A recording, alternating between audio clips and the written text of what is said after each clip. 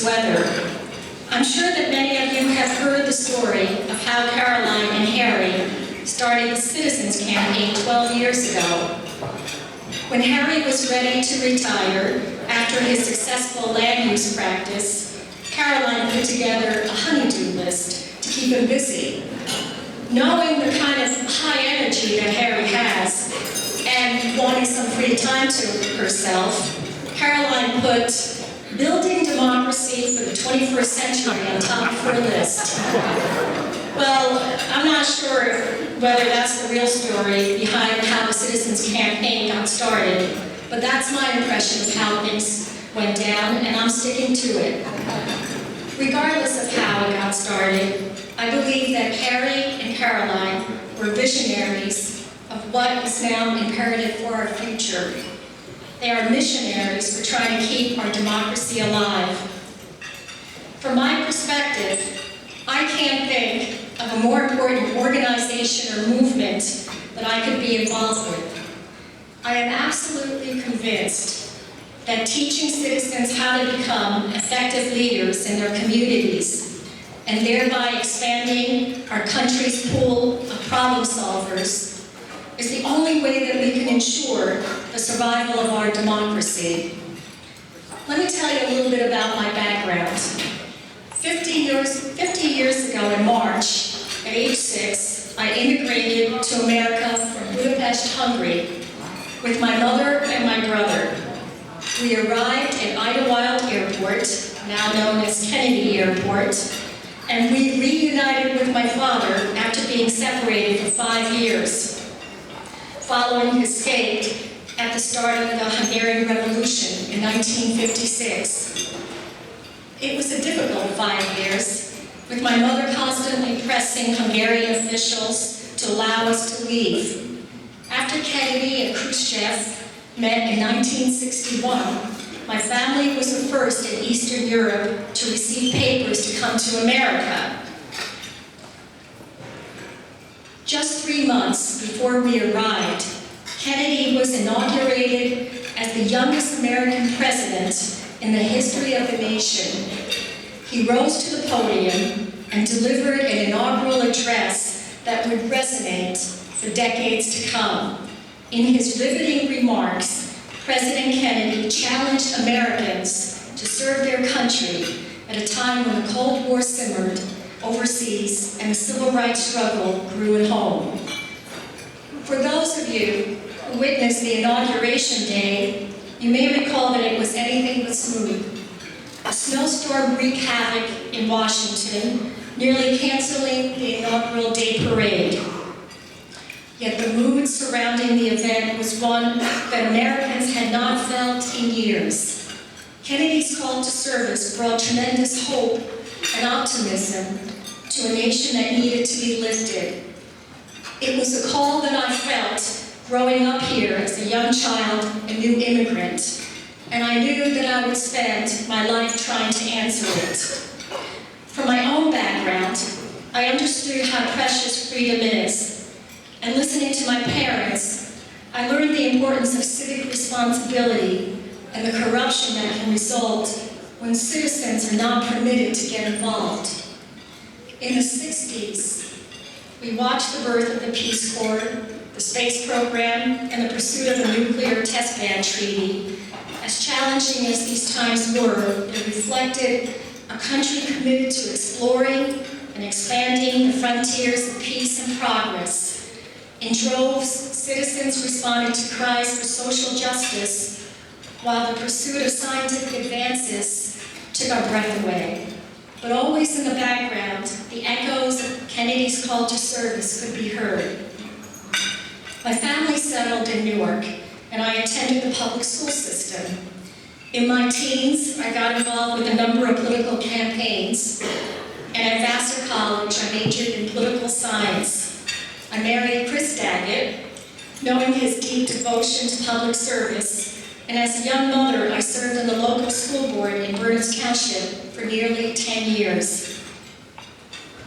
During that time, it never ceased to amaze me the difference that a few citizens could make. As parents in the audience, as PTA members, or as citizens who cared about our taxes. I learned early on that the main difference between schools in the suburbs and in the inner cities had everything to do with the number of stakeholders involved. For when all is said and done, elected officials cannot help but do the right thing when stakeholders are at the table, ready and willing to help solve the problems. And that's what the Citizens Campaign is all about. We recruit individuals and we teach them how they can become active participants in their communities. We educate them and we give them the tools to be effective leaders.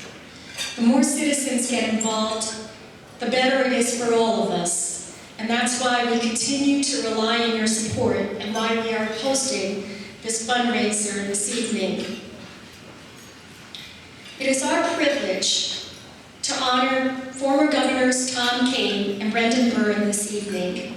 They epitomize what it means to answer the call to service. I'm convinced that it is the glue that connects them and serves as the foundation of their friendship. I first got to know Tom before he became governor, while I was working for New Jersey Network. For more than 30 years, he has been my friend and one of my most important mentors in my life. As a school board member, I often thought of how Tom would react if he were in my shoes when an irate parent had unreasonable demands. I knew from watching him that he would listen to them. He would then find the common ground that they shared.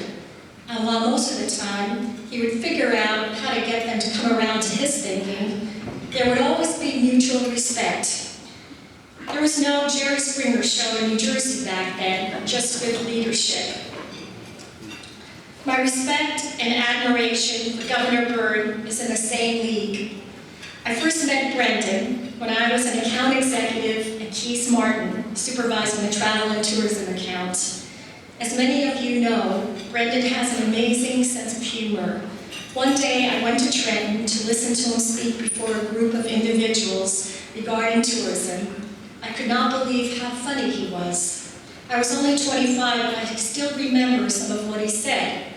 Over the years, I have come to know and love Brendan and his wife, Ruthie. I have come to understand that Brendan's humor is a tool for him to disarm even the most antagonistic individuals.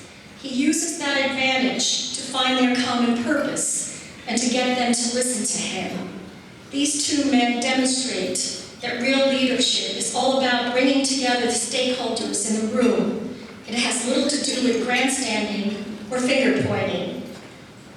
Sadly, political civility has declined precipitously in most parts of the country, and certainly in New Jersey.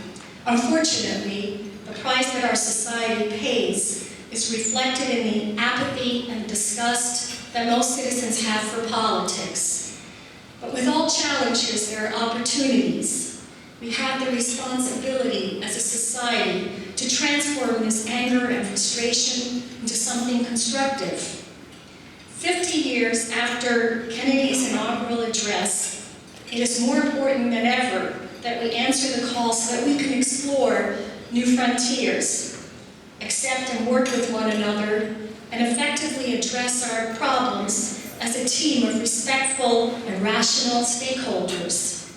For only then can we rise above the economic tide and sail our ship of state. In these difficult and challenging times, we would all do well to keep the torch of civic service burning. I want to thank all of you again for coming here this evening. I'm excited about our program, and I'm honored to introduce Harry Pazicki to you, although I doubt that an introduction for most of you is needed. To paraphrase President Kennedy's words when he visited Paris with his wife 50 years ago, Harry is the man who accompanied Caroline Pazicki in the journey to create the Citizens Campaign. And yes, he has enjoyed every minute of it. Thank you.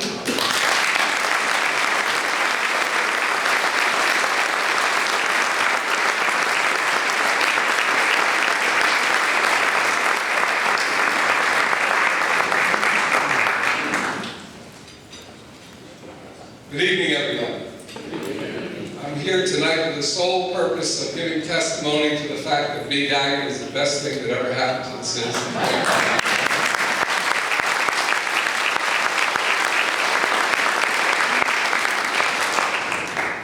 You know, it's true. I'm humbled by the fact that Bee has put her trust in the Citizens Campaign and has dedicated herself, giving tireless work to upgrade every system that we have for delivering empowerment to our citizens, so that we're poised right now to actually develop a full-fledged statewide movement. And you heard her speak tonight, so you can bear witness to the fact that her commitment to service is so genuine and self-evident that it's inspired me, it's inspired every one of our staff and everyone who comes into contact with the Citizens Campaign. Let's give her another round of applause.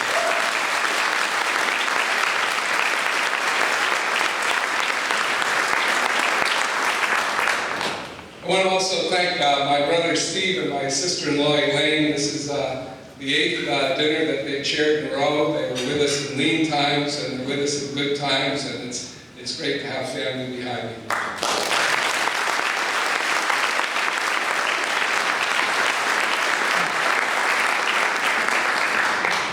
And I want to add my thanks to Bee's thanks to our 2 honorees.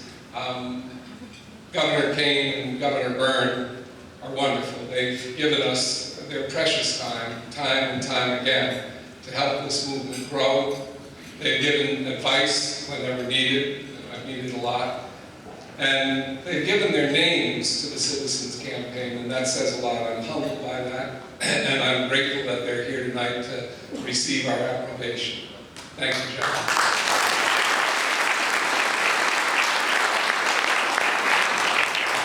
But most of all, I want to thank all of you. Most of you have been with the Citizens Campaign pretty much from the beginning. And it's because of your support and your participation that we've been able to build a platform of legal tools and educational tools and expert support that gives citizens the power to take charge and get results on issues they care about. This offer is what amounts to what Apple might call a power app for citizens to become leaders. And it gives them the ability to understand that they don't need to be elected officials to get things done, and they don't need to wait for a government that's politically polarized to suddenly spring into action and address the problems that face us today. This is the key to bringing our democracy back to life. Many of you have probably read the polls.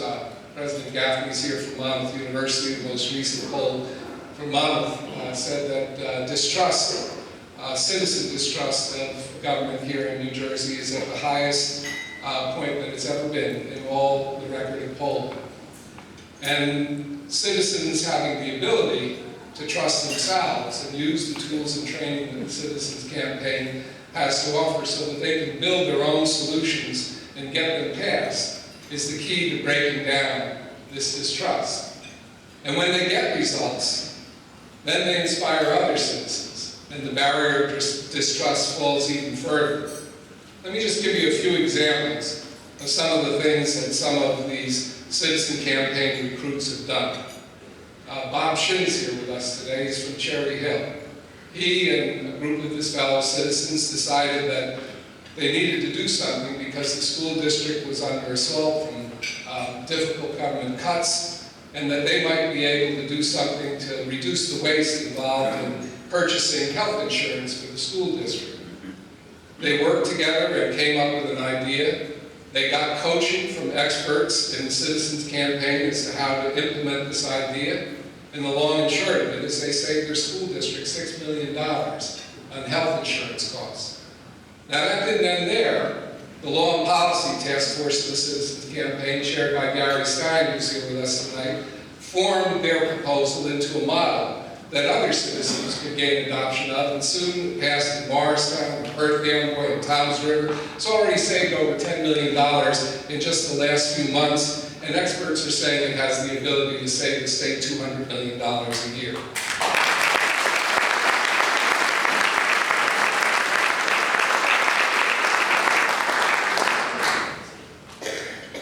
Key is with us here tonight. Erica is a resident of the city of Newark, and she saw how developers making major contributions cast a pale over economic development in the city. And she worked together, had Ibrahim Sharif and others in the city, the legal team behind her, built a law to ban contributions, major political contributions by developers who were seeking redevelopment contracts in the city. And it was just 2 weeks ago that Erica won a unanimous vote by the city council. Cory Booker's looking her up to find out what the magic was, and the truth is it was persistence and a no-blame approach. The mayor joined in, and now there's a law in the city that will help with the economic revitalization of Newark.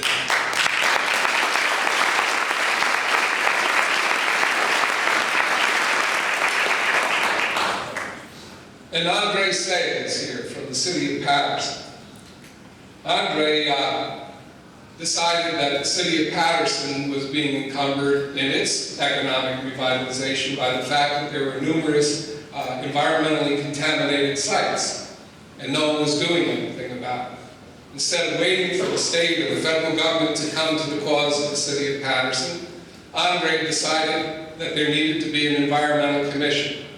He consulted with experts from the Citizens Campaign who helped him to design one that was specific, that was focused upon the fact of prioritizing the contaminated sites for the ones that were most in need of cleanup and that would produce economic development and that would set a priority plan for grant funding.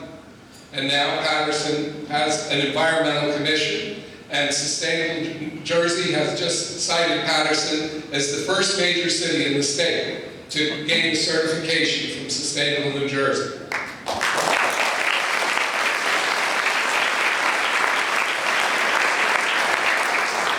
Now these are just a few examples, but hundreds of laws have been passed by ordinary citizens, including the pay-to-play laws that went to the state level and became the strongest in the country.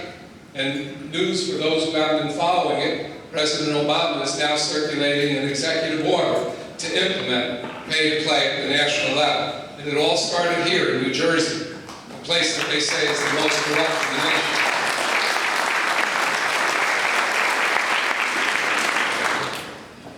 And there are hundreds and hundreds of citizens who have gone on to boards and commissions and party seats and are affecting that no-blame approach to problem solving that's at the core of the philosophy of the Citizens Campaign. And this is just the beginning. Now we're ready to expand. Men like Dennis Bowman, head of Verizon, have decided to head up the business call and service.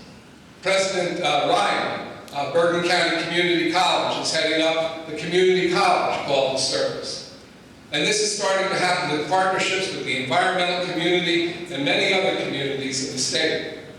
And experts in marketing are beginning to help us. Mike Beckerman and Larry Cramp, who are here, have donated their time and their expertise to put together what is beginning to be a very, very powerful marketing campaign that will get the call to service out to all of our citizens.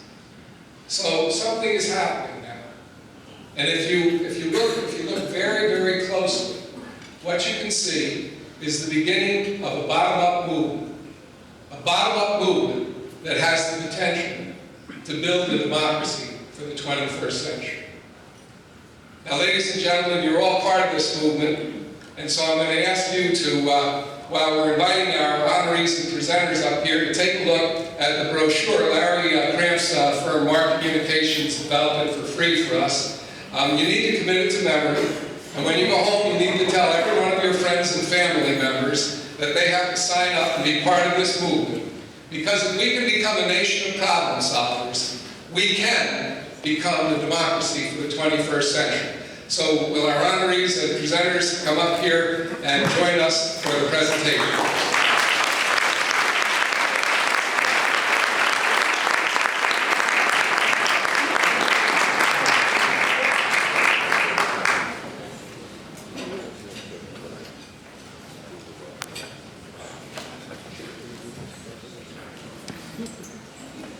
Now, our first presenter needs no introduction.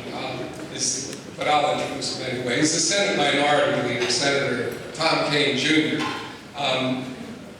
He's invested himself in the Citizens Campaign. He was the very first sponsor of pay-to-play in the state of New Jersey. He's been with us on just about every major piece of legislation that we've been able to pass, and I'm grateful that he's up here to introduce our first honoree.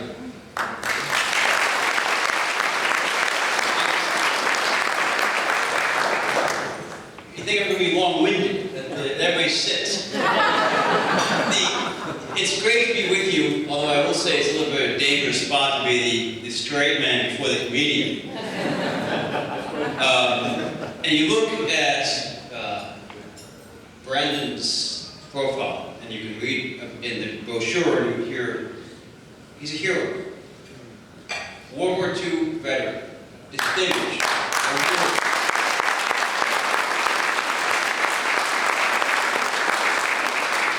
You look at a judge, a variety of different positions in the executive branch, being from BPU to I think an office called government at one point in your career. An individual whose word was his bond. The Meadowlands would not exist if it weren't for the incoming governor saying put his words behind the bonds. That act would be there. Of course, Brandon's vision didn't include sanity, but he had it right the first time. We were continuing to build on that vision, and because of that vision, we were getting the Super Bowl in the great state of New Jersey in a couple of years' time. He was an environmentalist of the pioneers. He was an individual who cared about making sure we had the arteries of expansion so that AC could flourish and create greening in that great city as one way to create a solution. He expanded opportunities for people in all walks of life. I disagree a little bit with his income tax position. That's a Republican to me, sir. We can agree to disagree. But I can tell you this about Brandon, is he's an individual who stirs people's passions because they know he believes so fervently in making this great state better.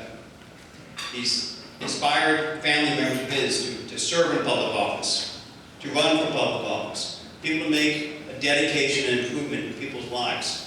And I will say that as a sitting state legislator who watched the redistricting process, one of my greatest feelings of regret was watching the map come out and realizing that come January I will not be representing Ruthie nor Brendan in the state legislature.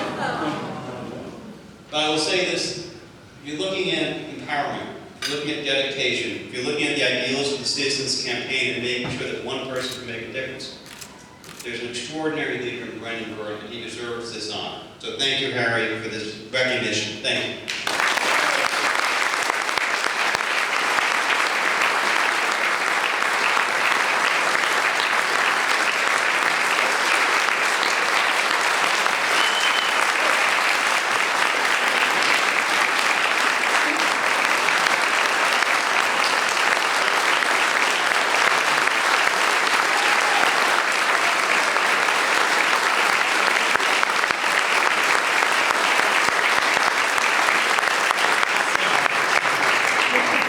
Thank you. That's what I thought.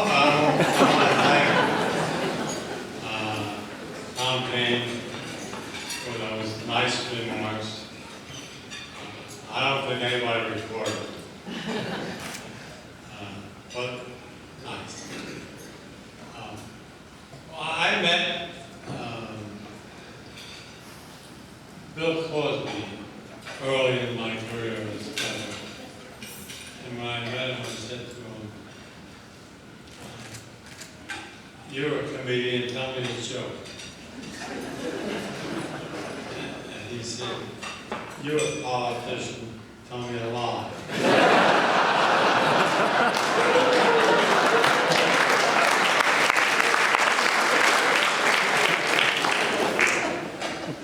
But that's not the cynical attitude that we really think. I think what Harry has done in this situation is he created a remarkable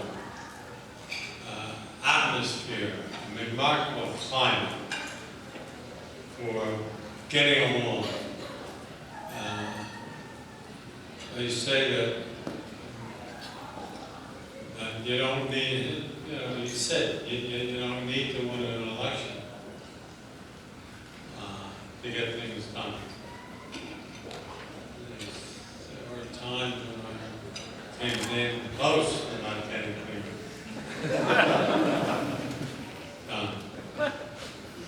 But anyway,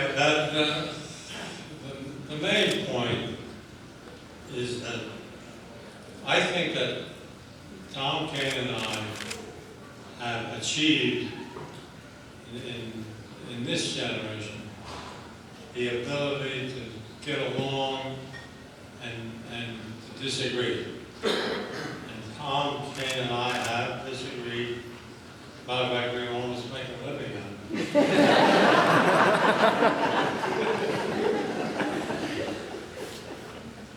But you can disagree on something and still not only understand each other's positions, but empathize with each other's position. So I want to say, first I want to say thank you, Tom Kean and Tom Kean. I really want to throw in a word because in case throw in a word for myself. He's really a good guy. He's been in politics since he was 8. He really was. Anyway, he was boy governor of New Jersey. Well. Anyway, we've got a great group here, and we've got a great group in the audience. I don't know that there's a dinner that I go to in the course of a year that's more impressive in its context than this dinner. So thank you, and I wish I deserved it. I'm happy to have it.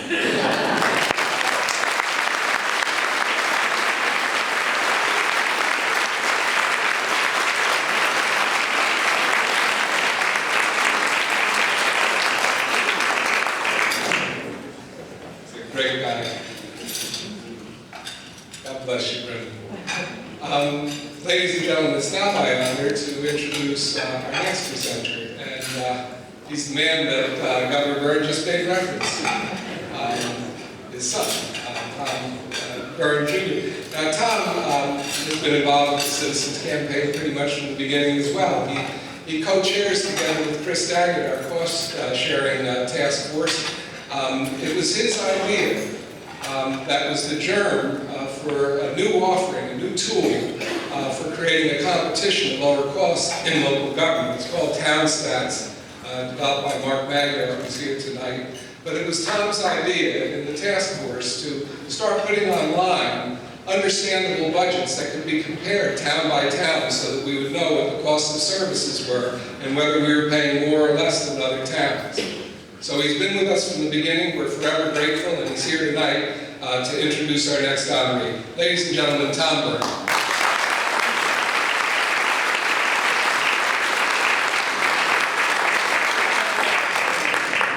Thank you, Harry, for those very nice words, and thank you, Tom, for your nice words about my dad.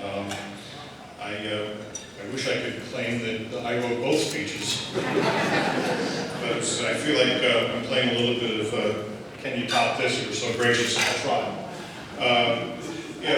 You think in a situation like this, how do I introduce somebody that certainly needs no introduction, particularly to an audience like this? And so from a long list of possible words, I just decided to stick with 4. And the first one that I came up with is the word esteemed.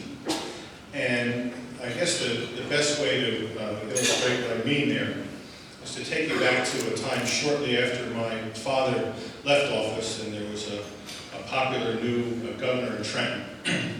My father got into a taxi in New York, and And the taxi driver looked at him quizzically and said, "Aren't you Governor Kean?" And my father said, "Kean." I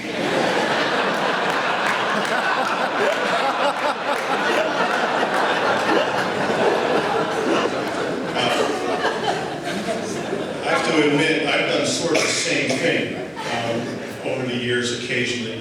And believe it or not, people come up to me every once in a while and tell me that my father did a wonderful job chairing the 9/11 Commission. And I tell them, thank you.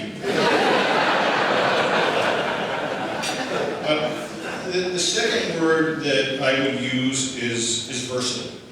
What I mean by that is there are a lot of politicians that are remembered for one particular accomplishment. And in the case of Governor Kean, he's remembered for so many different accomplishments. In the field of improving schools in New Jersey, in the field of improving higher education in New Jersey, as a forceful patron of the arts and a force behind the creation of the Performing Arts Center in Newark, for being a leader on environmental issues, and for practicing the politics of inclusion, and I could go on. And obviously notably for his service to the country on the 9/11 Commission and improving our security in a way that we should all, and I know we all are grateful for.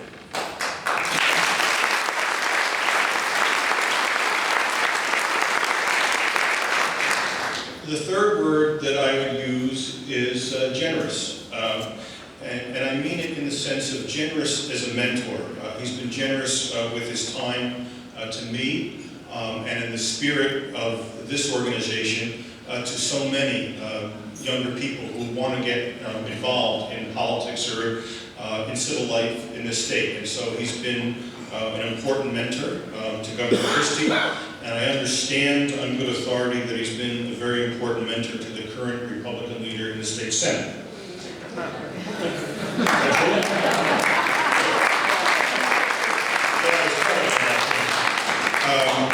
Finally, I would use the word nice. Tom Kean is living proof that Leo DeRocher was wrong when he said nice guys finish last. Tom Kean has been a winner all his life, and deservedly so, and we're lucky that he's done so in the state of New Jersey. And so,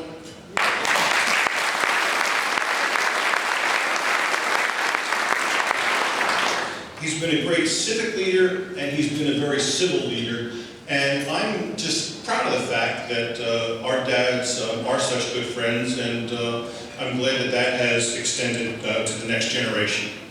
And so in the spirit of civic leadership and civil leadership, I think it's incredibly fitting that this organization in particular would give him his award tonight. So Governor, thank you for everything.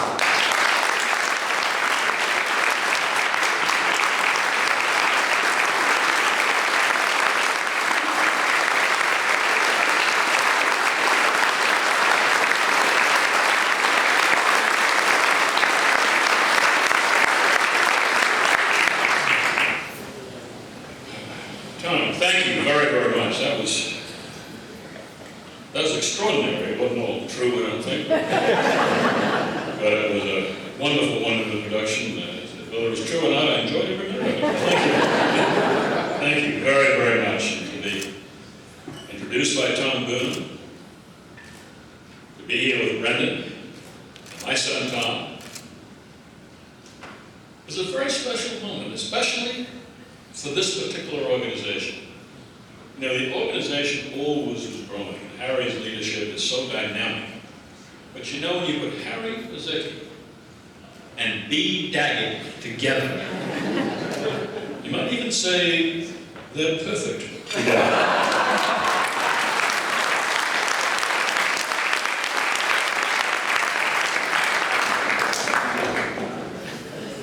This is very serious, what you all are about. And Brendan and I are just honored to be a small part of it. Because, seriously, I mean, I have a grandson, new grandson, who came out of the hospital this evening. And I think about his future. And I think about this democracy. And whether it's going to be the same. and whether he's going to be able to participate in the same way that I have, and Brendan has, and our sons have. Because, you know, I got back from Greece last week, and I did some rereading. I used to teach Greek history, and I noted that Solon, who was the great lawgiver a couple of hundred years before Christ in Athens, one of the things he said was that, you know, if you didn't take part in what he called the disputations of that community of Athens, then you didn't deserve to be a citizen. What he meant was that democracy is beneath nobody. Everybody is supposed to take part in it, or it doesn't succeed very well, and a citizen is somebody, by definition, who does just that. And what you are doing now is reinvigorating that idea throughout this great state of ours. And in addition, if you worry about this democracy, I mean, Lincoln said it best. I mean, Lincoln always says everything best. He said, you know, if this democracy is in trouble, it's become from the inside, not outside forward. Because if this democracy stumbles, this democracy is not going to be killed by ambush or by assassination. If this democracy dies, it's going to be through undernourishment. It's going to be because people didn't care enough or pay enough attention to its teaching. And therefore, what you are doing in this organization, Harry and Bee and all of you, what you're doing is essential to the very preservation of what makes this country unique. I mean, that's what you're about in essence, is preserving and saving this democracy. And nobody's doing any better than you are. You read that brochure. I was reading it at the table. This is what it's all about. The story I've always loved is the Indian story about a very wise man in a village. And people used to come and ask him questions because he was so wise. And a young boy came one day and he said, he's going to give him trouble, as young boys do, try to give trouble to the old. And he said, "Oh man, I've got a bird in my hand." He said, "I want you to tell me if you're so wise. Is the bird alive or is it dead?" What the boy thought he'd do was that if the old man said it was dead, he would open his hands and let it fly away. If he said it's alive, he was going to crush it. So I see it's dead. And the old man looked at him and said, "Young man, its fate is in your hands." Now, I think our fate is in your hands and our hands. And I just came basically to say thank you so much for what you're doing tonight. Thank you very much. Thank you.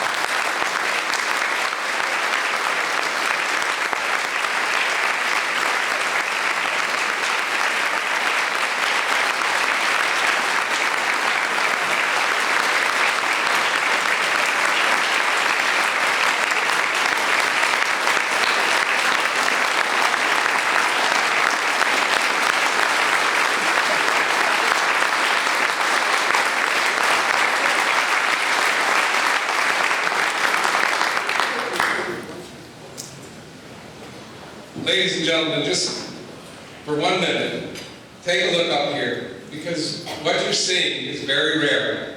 A bipartisan, multi-generational, lifelong commitment to service that's unparalleled in any state in this country.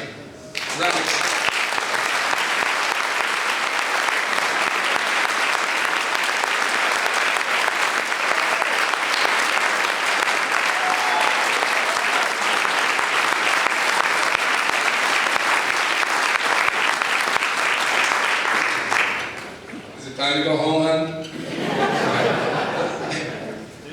Only 2 things left to say, and that is enjoy the wonderful desserts that are here for you all. And please remember that a call to service is nothing if it's not answered. So go home and spread the word. And thank you so much for being here and supporting.